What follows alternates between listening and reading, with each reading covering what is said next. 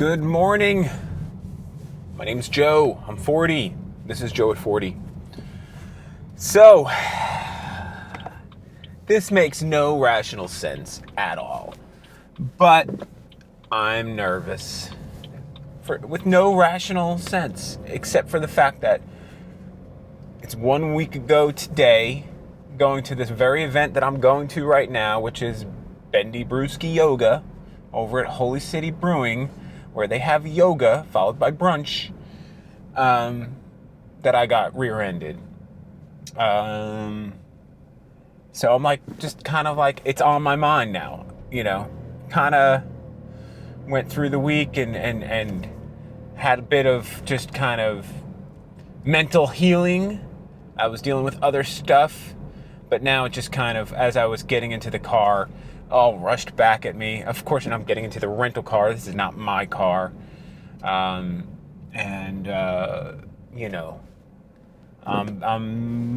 upset about it. And I'm not completely down. It's just I think the biggest problem of all of this is not the accident itself, not the fact that my brand new car has been smashed up and it's not drivable because the rear end, the taillights are all messed up, and most importantly, the trunk. Well, not most importantly, but very importantly, the trunk won't close. So unless I strap it down and then I have to drive around with it beeping the whole time, I have no idea how to stop it from beeping because it thinks the door's open. So yeah, it's just not a safe car to drive, and I do drive at night a lot, so I need to know that the taillights are doing their job. It's just that the police still haven't submitted the police report with all of the information I need to move forward with getting my car repaired. They gave me a bullshit police report, and they left off the person who was guilty of causing the accident. They left off their information. They put all the victim's information and not the offender. And it's really upsetting because I could have been, a week into getting my car repaired, probably have had my car back by now, depending on, the extent. The problem is my car's a 2016. Getting parts for it's going to be a pain. They got to come straight from the factory. They're not gonna find them from somewhere else, because it's brand new. So this is an issue. I don't know, man. It just feels like it's incompetence on the North Charleston police officer, not the whole department, just this one officer. And I'll tell you what, homeboy looked exactly like the Sicilian in The Princess Bride. The whole time I'm talking to him, I was waiting for him to say, "Inconceivable!" Anyway. So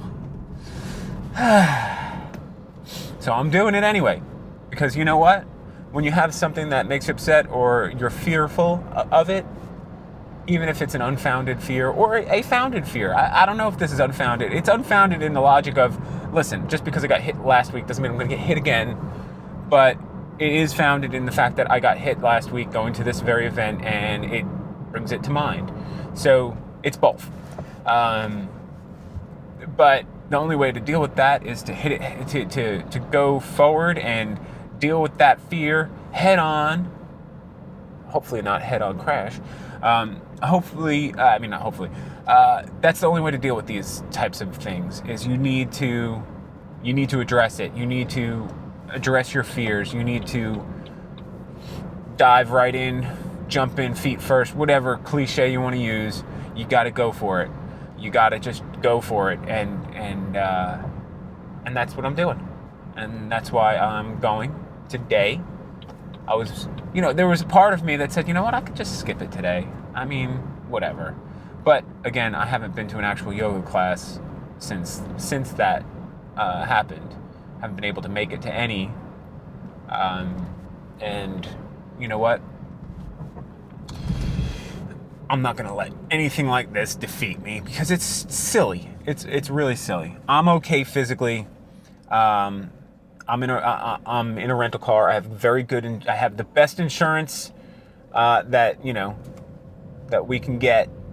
So regardless of this, if this lady who, it's almost like a 98% guarantee she does not have insurance, that she was lying, and she should have been arrested.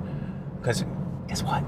We looked at her arrest record, her criminal record, and it's pages long of just one thing after the other. She is someone who has a lot of problems in her life. She cannot do things legally. She just can't pay her rent. She apparently can't write checks. And she can't drive because there's a huge history. She should have been arrested, if you ask me. It's like, listen, you do not get to have the privilege to drive amongst the rest of the people who responsibly drive and can get their insurance and their paperwork in order and all of that stuff.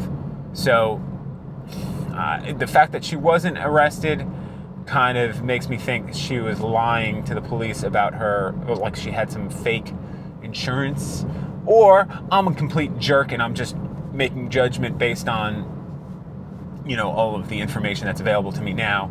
And maybe she did have proper insurance. I hope she did, because I don't want this going against my insurance. Because guess what?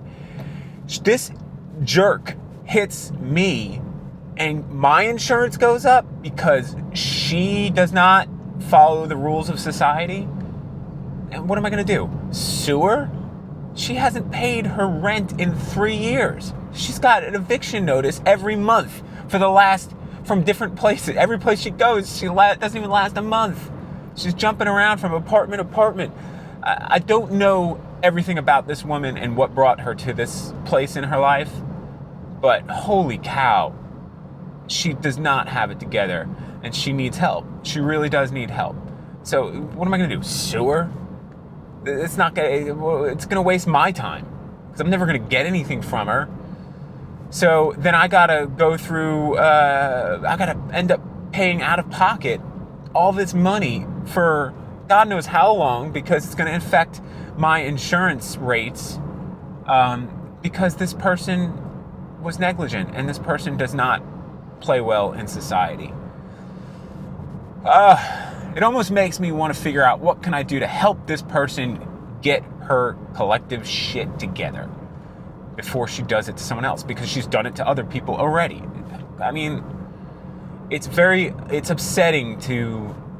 Society only works when we all get on board, and, instead of,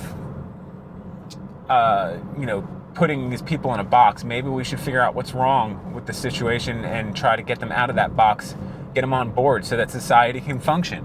Because accidents are going to happen. People are going to make mistakes. The cars themselves are going to fail. And the environment, the weather, whatever it is going to cause issues to happen. That's why we have insurance. And it works. The system would work if everyone played by the same set of rules. And some people can't play by those rules, and you just go, all right, well, how, instead of like lumping people together and just saying, that this whole segment of society are just pieces of garbage or whatever. How about we go, why can't these certain people do it? And maybe if they can't get it together, well, they shouldn't have the privilege to drive. And if they do drive when they don't have that privilege anymore, they should be arrested. Because, we can't function as a society when people are just going off on their own and putting the rest of us at danger. That's basically how society works. Would it be nice if we were all like the Wild West, free to do whatever the heck we want? No, it wouldn't. That's why we're not like that anymore. There's a part of me that aligns strongly with the libertarian political points. The one that doesn't is like, everything should be free market, everything should be this, that, and the other thing. They really do like romanticize a world where there is no regulation. And we've tried it. We've done it. It didn't work. It makes it a very unsafe place for the world when there's completely no regulation at all. And regulation is annoying. It sucks. It gets abused. But overall, the imperfection of it far outweighs the imperfection of letting everyone do what the hell they want. Because here's the issue. And as much as I would love to be all hippy-dippy and say that people are good, innately good, which I do believe most people are innately good, there are enough people out there who take advantage that make it so it's not good. You know what I'm saying? This is why we have to have regulation, because we have companies that get too big and powerful, and guess what they want to do? They want to protect that power, and then they start doing things that are detrimental to society to keep that power.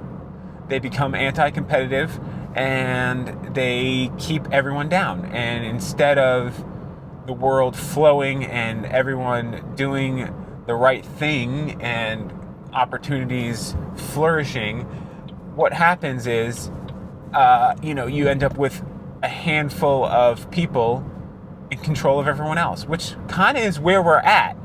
And, right now, we have this mask of that we're all on an equal playing field. But really, you look at any industry and there's usually a handful, it's sometimes only one or two people controlling everything. And when I say people, I mean businesses. So, man, I've gotten off into a weird tangent. This is craziness. I'm going to stop soon, but I got to finish this point. So, the idea that we would just say, you know what? Screw it. Let's just get rid of all regulations. You're going to fall into an issue where you have a handful of people controlling everything without anything to stop them. There would be nothing to stop them, because it would quickly turn into the person with the most money has the most power, and therefore they do whatever the hell they want. And now I know, like I just said, I know you think, well, isn't that how it is already? Yes and no. Yes and no. Maybe we're living under the illusion that it's not like that, and I'm just naive. But what we're working towards is a system where, the people are in charge. The people hold the power. To think otherwise is just being nihilistic, and just basically, you could say you're being a realist, but I say you're just giving up. You're giving up. People who say, I don't even want to bother to vote because it doesn't count anyway, they've given up. They've basically forsaken what, years of fighting and sacrifice of our forefathers to get us to where we are. You're giving it all up. If you don't think that we have any control, why don't you get involved? Why, instead of just giving up and throw your hands up and saying, nah, it's hopeless, get involved. You know what? Because guess what happens? When you start to see in small governments, when you get involved in your local governments, you see that the truth is that the people are in control. There's a lot of bureaucracy. It takes a lot of work to get anything done or to change anything. It's very difficult. But ultimately, it is in our control. And it starts at small levels, and then it works its way up. And every once in a while, I like to play conspiracy theorist and think that it's all a ruse to make us feel like we have some control. But at the end of the day, unless you get involved and do it for yourself, you really don't have a right to say that. If you just throw up your hands and say, there's nothing I can do, it's, we can never get ahead, you'll never get ahead.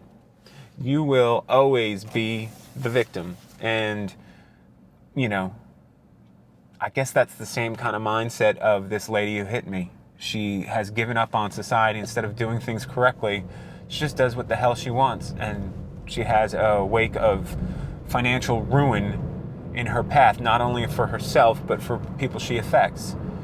And that's the kind of person you are if you just give up.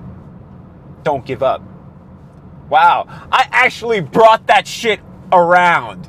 If you hung in there for the last 15 minutes and listened to that whole thing, bravo, because I actually tied it together and I didn't think I would be able to do it. You're awesome. I'm turning this off. Hello. So I've been busy. Check this out. Art supplies. Oh, that's my subject. And that's the final. What do you think? I post these up on Sketchy, which is an app that's only available on iOS. I also post them on my social media. Instagram, at Joe Latex, JOEL8X. And Twitter, and Facebook, and all other assorted annoying places to check out stuff like that. Anyway, I hope you had a good weekend, and I will see you tomorrow.